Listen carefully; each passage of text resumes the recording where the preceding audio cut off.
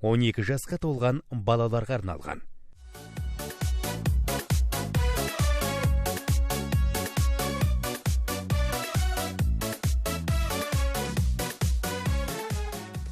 Ассалаумағалейкум, ардақты ағайын, қадірлі телекөрермендер. Маңғыстау телеарнасындағы қазақ ақын сазгерлерінің ән жырлары мен күйлерін насихаттауға арналған сөз бен саз бағдарламасын бастаймыз. Бүгінгі кейіпкеріміз республикаға танымал айтыскер ақын, сазгер Шынберген Сүлейменов. Шынберген аға, студияға қош келдіңіз. Жалпы Ақтау қаласына, Маңғыстау облысына қош келдіңіз. Рахмет.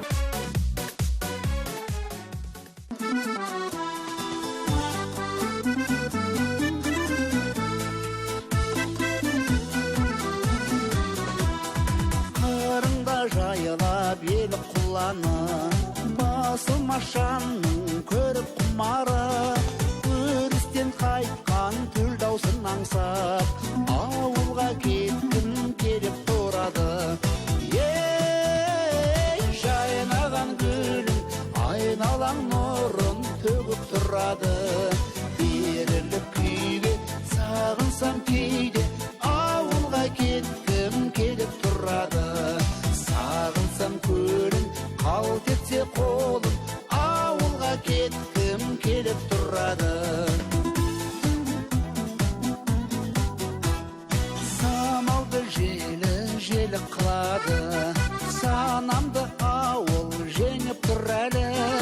Ән салған кештер есіме түссе, ауылға кеткім келіп тұрады.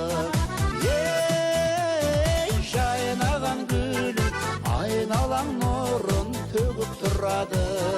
Беріліп күйге сағынсам кейде, ауылға кеткім келіп тұрады. Сағынсам көлін, қалт етсе қолым, ауылға кеткім келіп тұрады.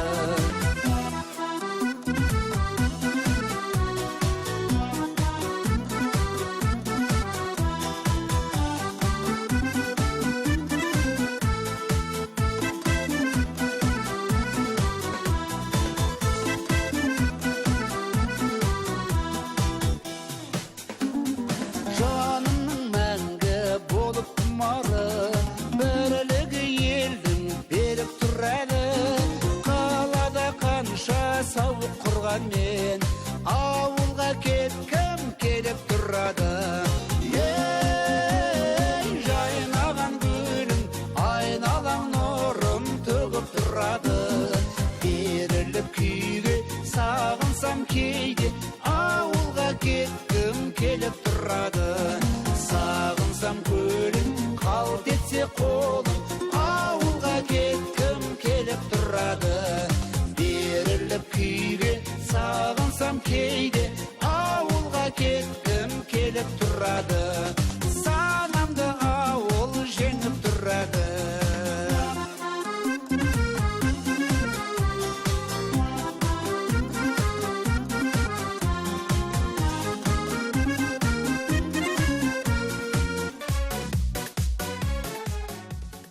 Қандай сапармен, не мақсатпен жүредіңіз? Осы жөнді айтып отырайық, осы сапарыңыз туралы. Рахмет, сәлем қабыл алдық. Мынау негізі сәлем сөздің анасы, алыстан сәлем береді әдептің елдің баласы деп. Әуелі сәлеммен бастап атқан пейіліңе мыңдап рахмет. Я бұл енді елші, өнер кенші деп, өнер болсаң, өрдесеңкі, төрдесеңкі, өнер ұшсаң, қанат кейсең, жәнат, ішсең тамақ деген. Сол өнерді жүргеннен кейін біз енді көрші елдерге, көрші облыстарға жиі келіп тұрамыз. Оның ішінде маған Маңғыстау өте қымбат. Өйткені менің бар өнерімді бағалаған және қандай айтысқа шықсам да сол айтысымды жаттап алып, өзіме қайтып айтып беріп тұратын сондай киелі де қасиетті Құтқонған мекен. Каспийдің жағалауындағы, бақыттың бағалауында, бір саналы ауылда осындай бір өнер көрсетіп жүргеніме өзіме ризамын. Киелі Маңғыстауға көп келіп тұрамыз.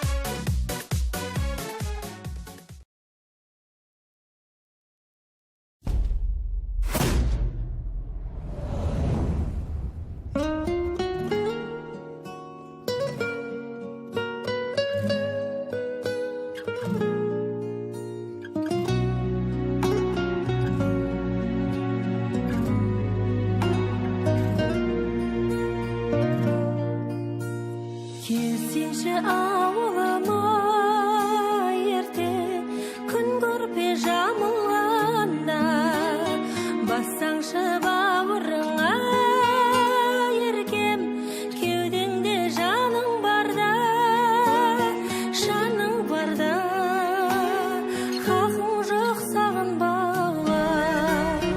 Өтерсің көлден ағыннан да, жетерсің белден тауыңнан да, жаным ау мені сағынғанда.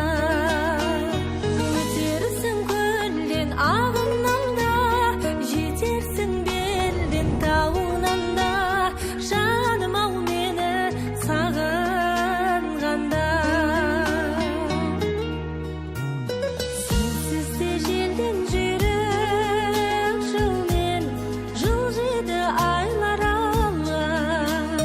Сүймеген болсаң егер мүлдем, серт берші ойламауға. Ойлағаннан ойлашы пайда бар ма? Жүрсең де мейлі қай ғаламда, жүрегім жүрер айналаңда, жаным ау мені ойлағанда. Жүрсең де мейлі қай ғаламда, жүрегім жүрер айналаңда, жаным ау мені ойлағанда.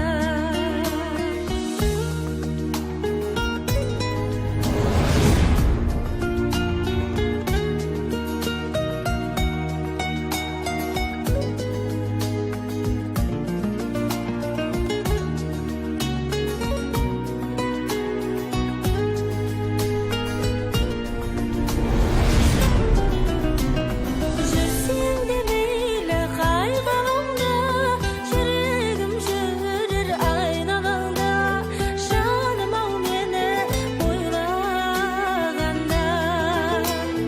Өтерсің көлден ағыннан да, жетерсің белдің тауыңнан да, жаным ау мені сағынғанда. Жаным ау мені, жаным ау мені.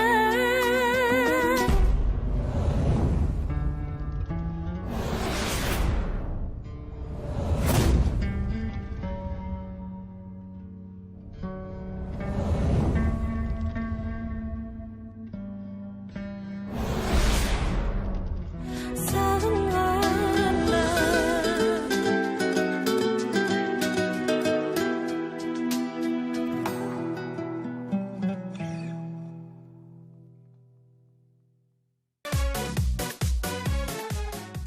Енді биылдыққа осы екі шөт келгенім шығар, сол осы келгенде осындай үлкен жағдай жасалып маған сұхбат беріңіз деген пейіліңізге мыңдап рахмет. Жалпы мен той өткіземін. Бұрынғы асабалық дейді, сол асабалық ізбен біреудің қуанышы, үйінде болып жатқан жақсы жағдайлар болса, соған атсалысып көмектесуге келеміз. Көмектесуге деп қоямын, енді өзіміздің күнімізге де бола келеміз ғой. Жалпы біреудің баласы үйленіп жатса, қыз тұрмысқа шығып жатса, я 60 жас, 70 жас мерейтойлар болып жатса, өте қуаныштымыз. Ел шешесінде той болсын, көрген қуанышымыз көп болсын, көрген қуанышымыздан көретін қуанышымыз көп болсын. Өнерді түсінген жерге әрқашан құштарлық танытып келіп тұрамыз.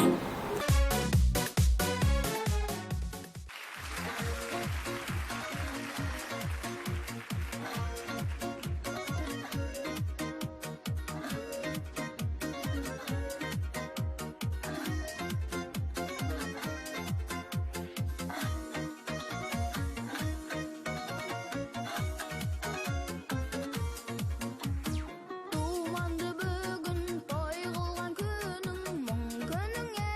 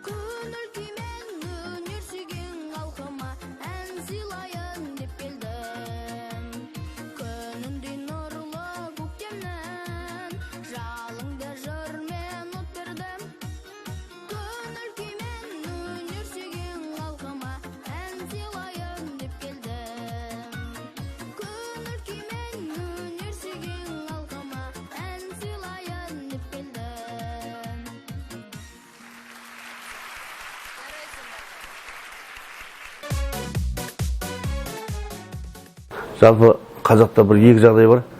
Өнерге құштарлық бар және іштарлық бар.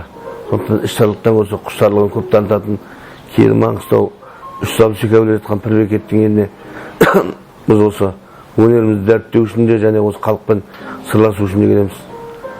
Сондықтан бұл елдің халқына өте ризамыз.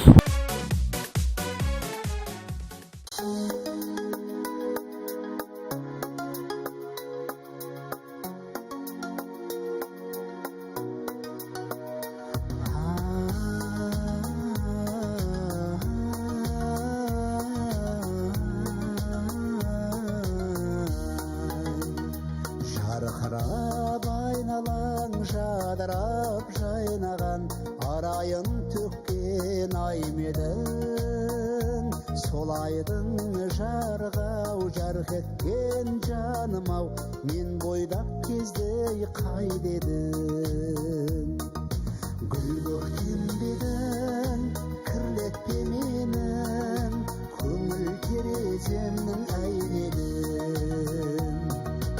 жайнаған гүлмедің жүргенің күлгенің әдемі көйлегіңде гүлгегің аймедің күнбедің әнбедің жүрмедің неге теңерімді білмедің аймедің күнбедің әнбедің жүрмедің неге теңерімді білмедің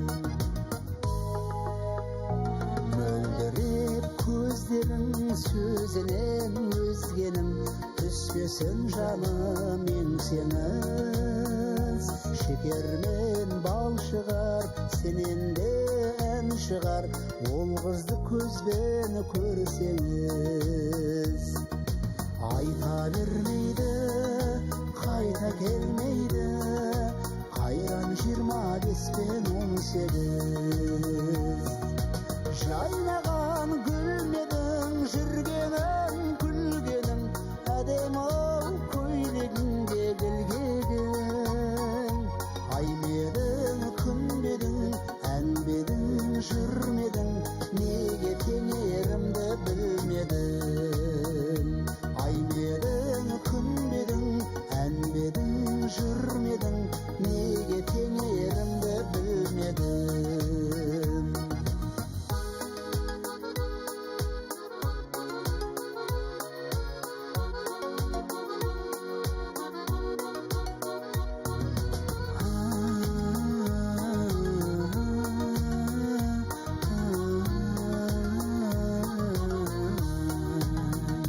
сүйсініп тағы да жайғасып жаныма әнімді үнсіз тыңдайсың адастым еркімнен сүйкімді көркіңмен жанардың жауын ұрлайсың елжіреп сезім мөлдіреп көзің өзіңде қарап тұрмайсың жайнаған гүлмедің жүргенің күлгенің әдемі көйлегіңде гүлгегің аймедің күнбедің әнбедің жүрмедің неге теңерімді білмедің аймедің күнбедің әнбедің жүрмедің неге теңерімді білмедің аймедің күнбедің әнбедің жүрмедің неге теңерімді білмедің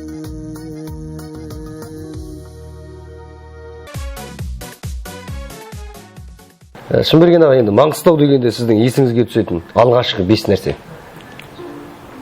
Бұл Маңғыстау жерінде енді жалпы менен басқа адамдарда жалпы халықтың атынан алатын болсақ бұлардың теңізін көру керек. Бірінші Каспий теңізі. Каспий теңізі. Екінші қазақшылығы. Адамдардың сөйлеу мәнеріндегі, той өткізу мәдениетіндегі қазақшылық өте басым. Сосын үшінші адамның сол өнері болсын, қандай таланты болсын, соған дем беріп тұратыны. Төртінші жаңа айтатын болсам, жалпы бұл бір жерде айтады, өнерлі жер bir жерде айтып жатады, басқа бір сөзгер жер, сөйлегіш жер деп. Бұларда бәрі бар. Сөйлегіш те бар, өнер де бар, кәсібің де бар. Басқа жағдайлардың бәрі осы жерден табылады. Сондықтан қазақшылықта осы жерден шығып жатады. Мен мына тойларында адамдардың киіп жүретін қазақша киіміне өте риза боламын. Әйелдер де, қыздар да, ұлдар да қазақша киімді дәріптеп, енді басқа жақтан біз елде жүрміз деп ойлағанмен, басқа жақтан келген адамдардың бәрі де сонысына өте қызығып, құштарлық танытып жатады. Сондықтан қазақшылығы басым, мәдениетімізді сақтап, дәстүрімізді, салтымызды сақтап, сондай керемет дүниелерді көрсете білген елге әрқашан біз ризамыз.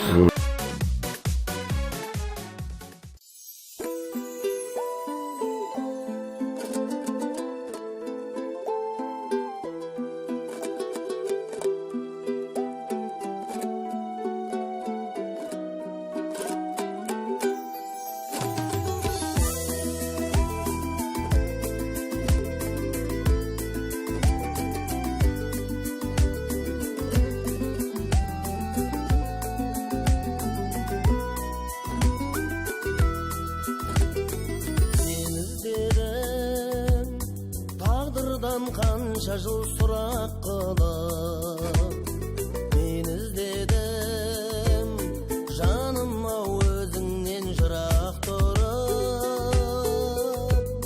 Сағынысып екеуміз кездескен қоңыр кеште,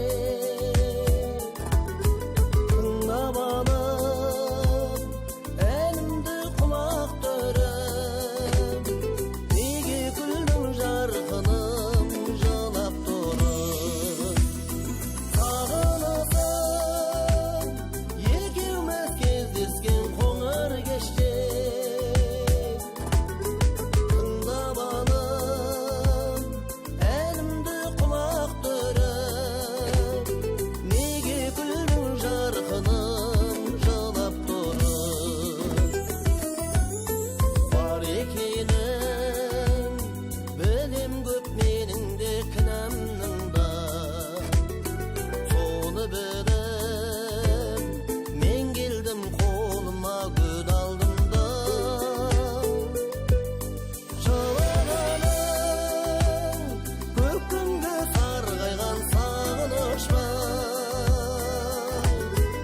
ал күлгенің қош десіп мұнар мұңға, қайтадан қауышқанына қуандың ба. Жылағаның көк күнге сарғайған сағынышпай, ал күлгенің қош десіп мұнар мұңға, қайтадан қауышқанына қуандың ба.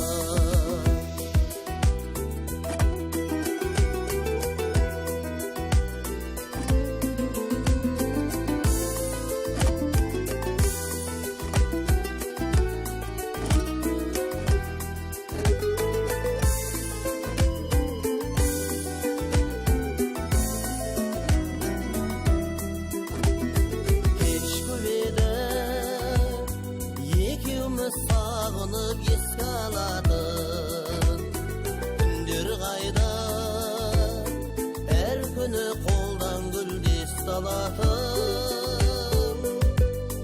Жүрегімнің төріне мәңгілік қонақтады,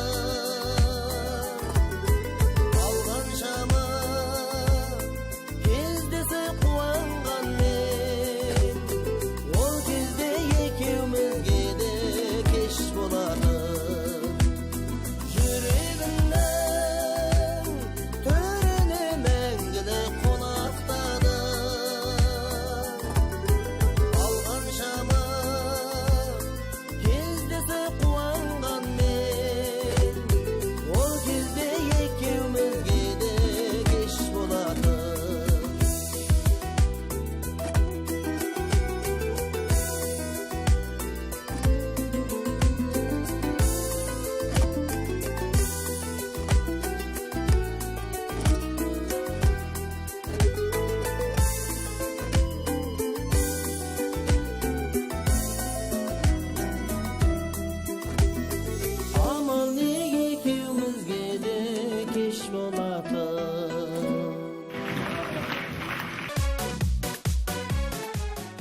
Енді Шынбеген аға, сіздің қысқаша мынау танымайтын кісілерге өмір баяныңыз.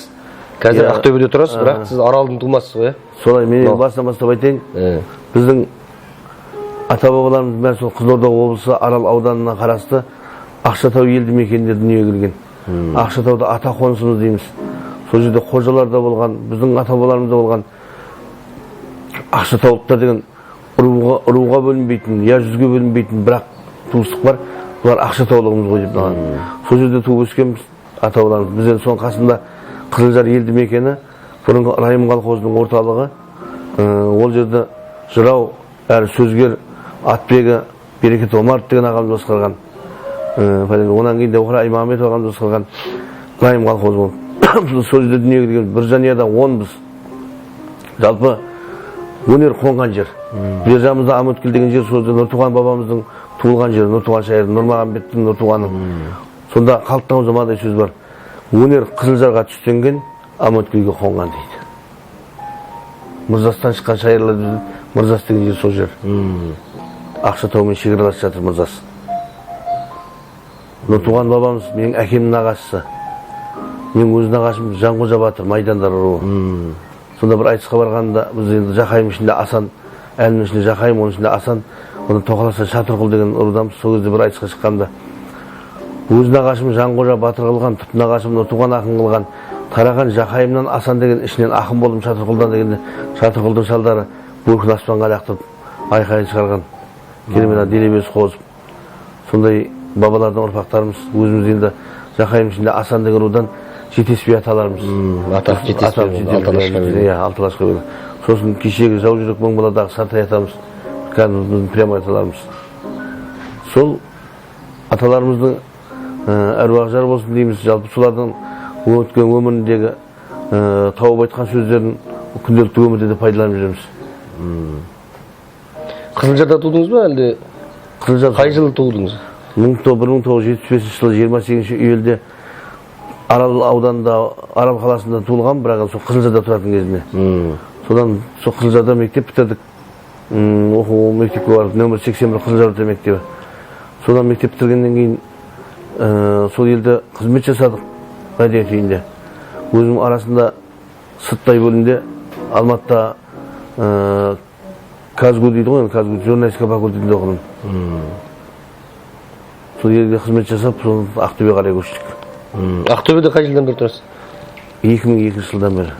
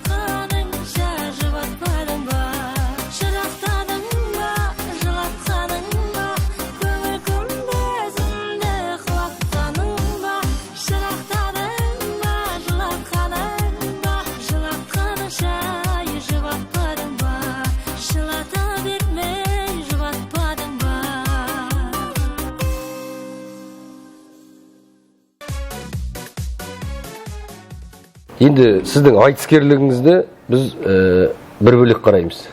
Асабалығыңызды ел білет, бағалап жатыр азды көпті. Әзіл әңгімелеріңіз халықтың аузында. Отырыста екі адам бас қосса, Шынбергеннің әзілі деп айтып отыр. Енді оларды әрбір бағдарлама бөлек-бөлек өзінің тақырыбына айтып жатыр. Біздің негізгі бүгінгі қол жеткізіп отқан армандарымыздың бірі бұл сіздің сазгерлік қырыңыз. Шынберген Сүлейменовті сазгер атандырған ең алғашқы әніңіз. Қай жылы шықты, қай ән? Жалпы жігітке жетенерде аз деп айтысқа да қатыстық. Термеде айттық. Атбегілік өнеріңізде бар, Атбегілік бар. Соны жаңа ән шығара бастадық. Ең бірінші әнім менің кездесеріміз біз әлі деген. Соны жаңа шығарып бір-екі шумағын сөз жазып қойып, әнді толып бітпеген сол кезде Жаңабай Өтегенов деген әнші мына Шалқардан шыққан. Алматыда, Астанада жүріп, ендегі өнерге бет алып жатқан кезінде сол менен арнайы келіп сұрап келді. Мен айттым, саған бермегенде кімге беремін одан. Үйге келіп қонақ болып сол әнді алып кеткен. Апарып шығарған уақытта сол әнді өзім танымай қалдым. Қандай керемет орындаған. Нағыз әнші әнге ән қосады дейді.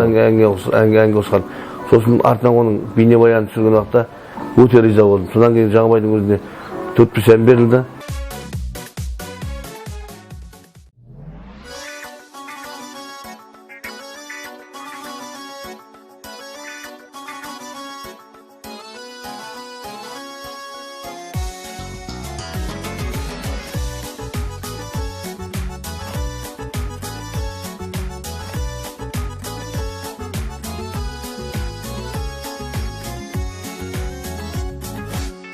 Аспанда жүрегіміз сырласқан, құпиясын сыр сандығын кімге ашқан? Арманына жете алмаған көңілім, сен ойлаудан басқа сауық ей құрмастан. Арманына жете алмаған көңілім, сен ойлаудан басқа сауық ей құрмастан. Қалшы бір сәт кезігіп, сағынғаным сезіліп, әуеніңе салшы қалқам кетейінші әй езіліп. Қалшы бір сәт кезігіп, сағынғаным сезіліп, әуеніңе салшы қалқам кетейінші әй езіліп. Біз қыдырған анау қырат, анау бақ, енді қайтып мойын бұрмас манаурақ. Мен ауылдан кетем деген кезімде, жанарыңда қалды бір мұң ұялаулап. Мен ауылдан кетем деген кезімде, жанарыңда қалды бір мұң ұялаулап. Көкірегімнің көзігін меңзеп барат мезімім, тым болмаса түсіменші кетсін ері бой сезімім. Көкірегімнің көзігін меңзеп барат мезімім, тым болмаса түсіменші кетсін ері бой сезімім.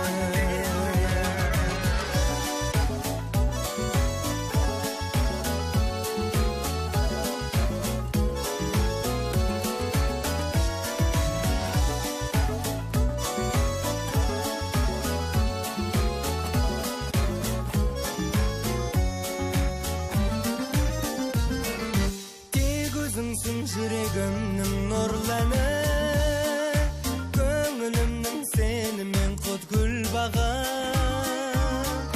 Саған қарай сәлем жолдап жатқандай, кешке салған әуенімнің әй ырғағы. Саған қарай сәлем жолдап жатқандай, кешке салған әуенімнің әй ырғағы. Сағынып күн озады, саған ғана жазылғандай жүрегімнің әй жүзәні.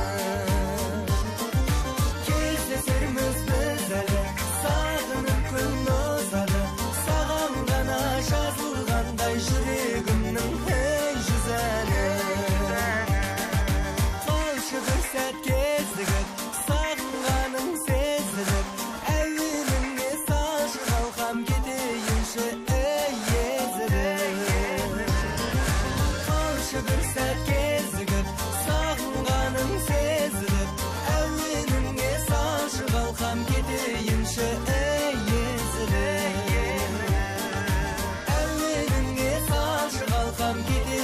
keteyinşi ey ezimi.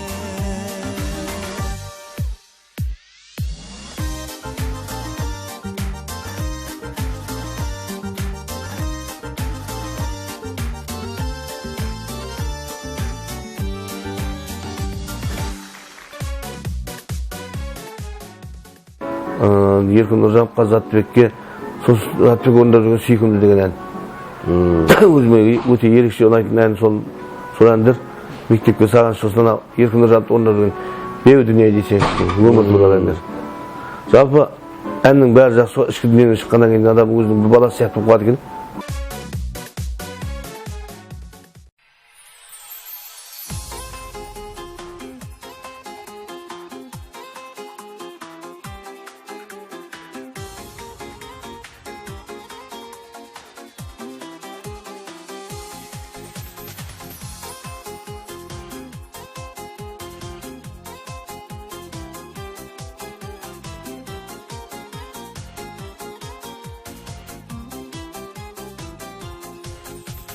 Жаным сені көрген күні көңілімне күмбірлеген күй тұнды.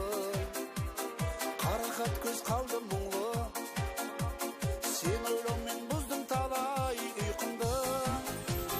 Түнде көрген түсімдегі періштені тәңір өзі сыйқылды. Сұлулардың ішіндегі жан екенсің балдай тәтті сүйкімді. Жүргеніңдей сүйкімді, сылдыр қағып күлгеніңді сүйкімді. Сымбаты да сәні билеп салған әні, пай-пай бәрі сүйкімді. Сымбаты да сәні билеп салған әні, пай-пай бәрі сүйкімді.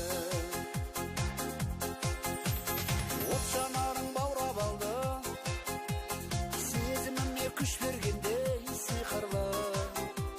жанымды тез жаулап алды, көре бергім келіп сұлу кейпіңді. Сені көріп елестетем, ертегімнің ханшайымы дейтінді. Саған қолым жетер мекен, ай дидарлы ақылды қызы сүйкімді. Сылаң қағып жүргеніңдей сүйкімді, сылдыр қағып күлгеніңді сүйкімді. Сымбаты да сәні билеп салған әні, пай-пай бәрі сүйкімді. Сымбаты да сәні билеп салған әні, пай-пай бәрі сүйкімді.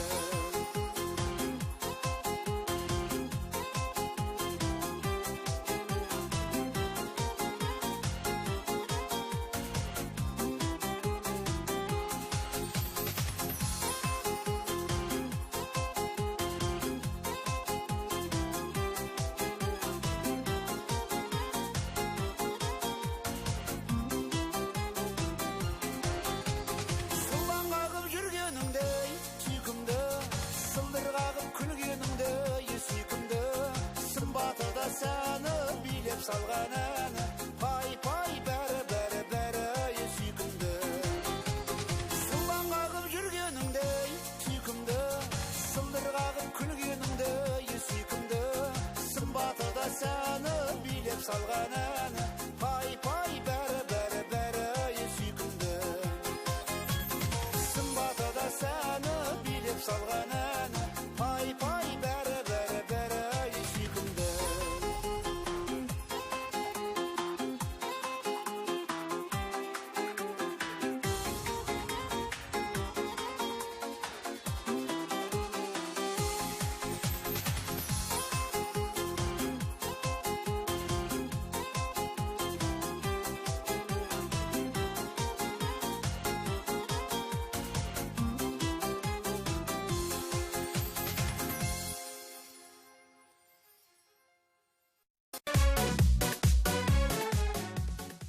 Бас аяғы сол кездесеріміз біз әлден басталған Сазгер Шынбергеннің қазіргі таңда қанша әні бар жобамен? Жобамен енді мен 70-80 әнді апарып Аптүске қоғам дейді ғой енді, шығармашылық орталық. Сол жерге апарып тіркеткенмін. Қазір 100-дің үстіне шықты. 100 деп айтуға болады. 100 шақты десек, жаңылыспаймыз, е?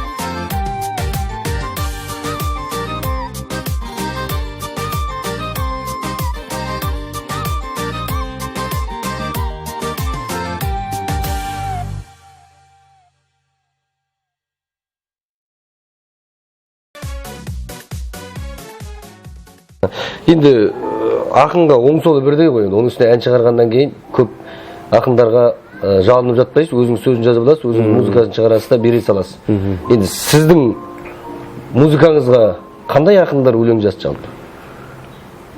Менің айналамда жүрген ақындар Қайнар Алагөзов айтыскер ақын, Аян Сейітов, сол ақын Қалқаман Сарин достарымыз солар жазды.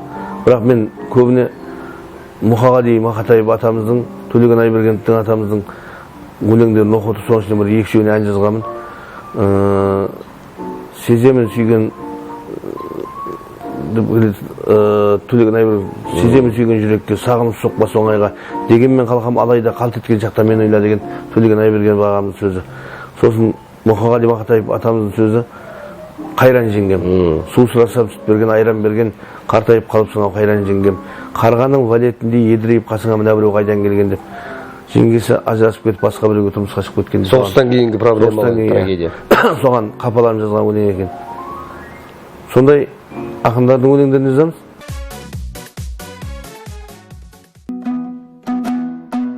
Сеземін сүйген жүрекке сағыну соқпас оңайға дегенмен қалқам алайда қалт еткен шақта мен ойла таңертең тұрда шықты көр оянған шақта мен ойла шұғлаға шығыс төп түгел боялған шақта мен ойла таңертең тұрда шықты көр оянған шақта мен ойла шұғлаға шығыс төп түгел боялған шақта мен ойла жаным мен ойла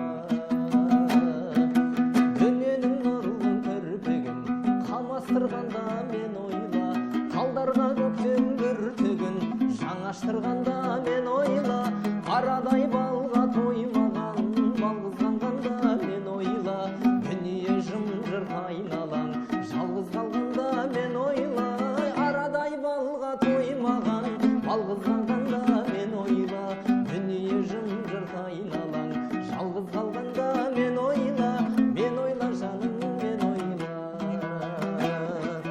тағатсыз аңсарын түккін жаралы хәл ғой ғашық хәл рояль көрсең бір тілін мен ойлап барда басып қал тек қана көзге жас алма ойлай бір мені күнігей махаббаттардың қашанда ойламау жеткен түбіні тек қана көзге жас алма ойлай бір мені күнігей махаббаттардың қашанда ойламау жеткен түбіні ойлай бер жаным күніге мен ойла жаным мен ойла.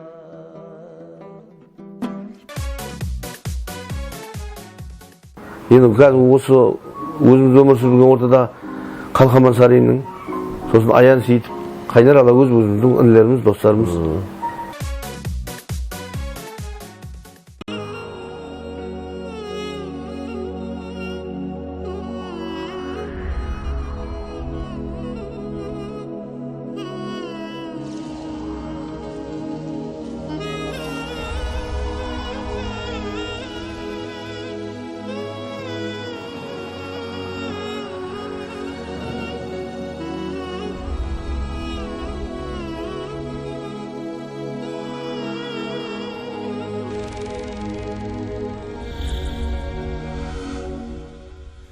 Есіңде ме жеңешей біздің ағай сырласып отырушы ек біз құдадай қанды балақ соғыстау қарғыс атсын қайран жеңгем шырқыңды бұзды қалай су сұрасам сүт берген айран берген қартайып қалыпсың ау қайран жеңгем қарғаның вәлетіндей едірейіп қасыңа мына біреу қайдан келген қайран жеңгем.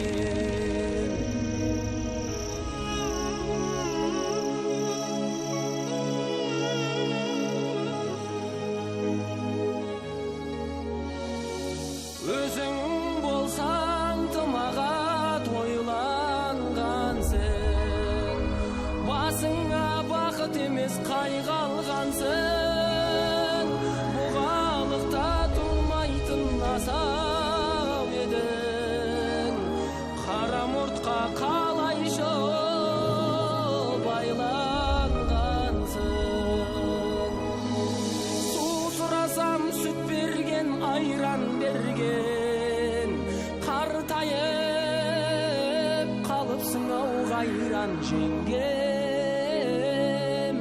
қарғаның вәлетіндей едірейіп қасыңа мына біреу қайдан келген қайран жеңген.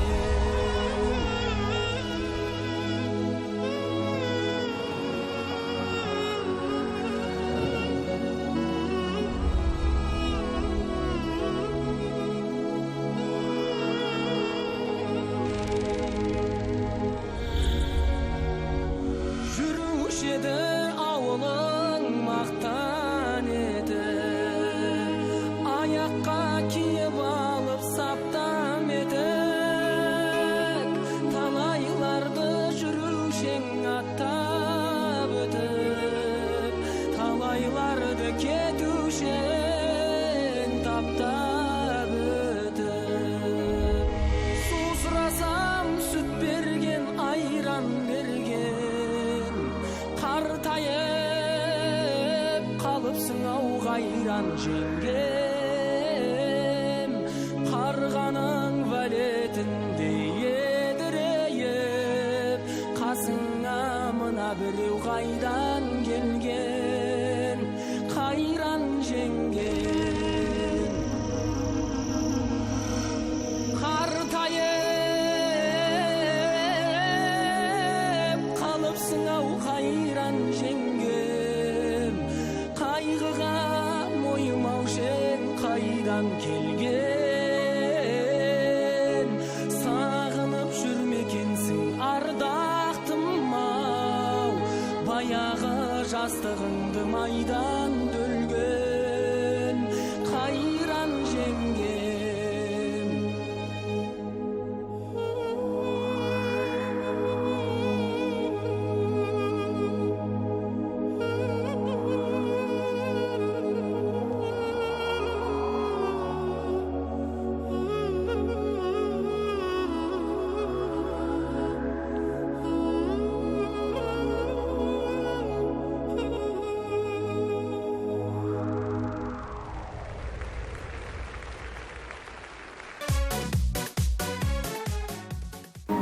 Енді аға, мынау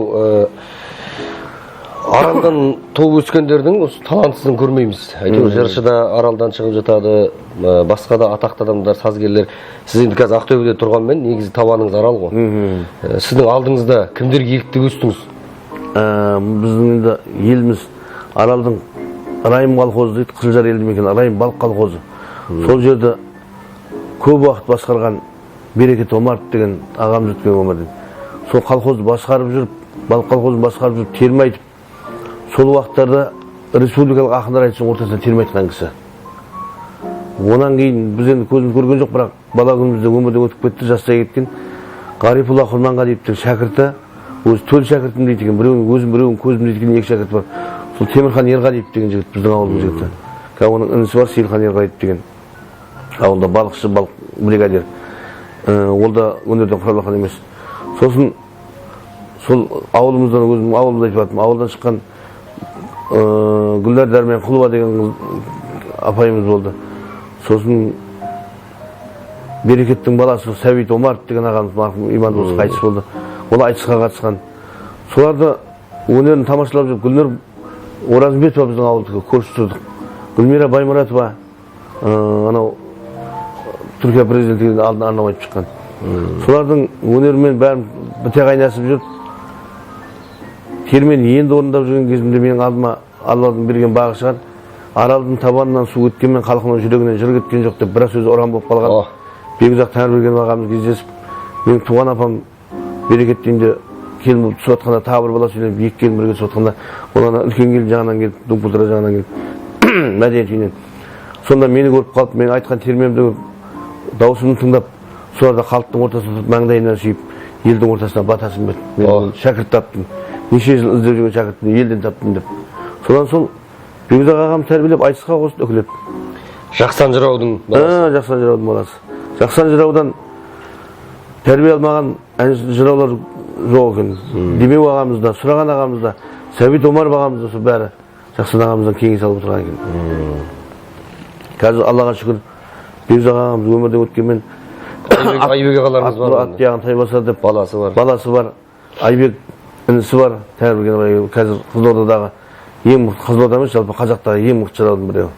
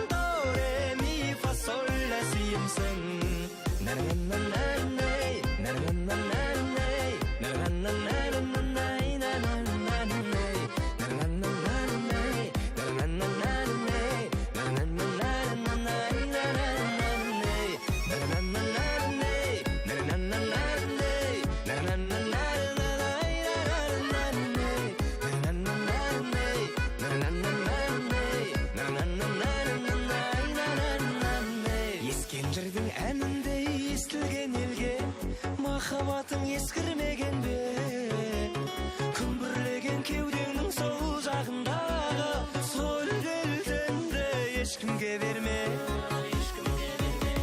шалқып көңіл шаттық үйілсін әсем әуен тәтті күйінсін көңіліме түрлі ой салған до ре ми фа соль ля симсің шалқып көңіл шаттық үйілсін әсем әуен тәтті күйінсін көңіліме түрлі ой салған до ре ми фа соль ля симсің көңіліме түрлі ой салған до ре ми фа соль ля симсің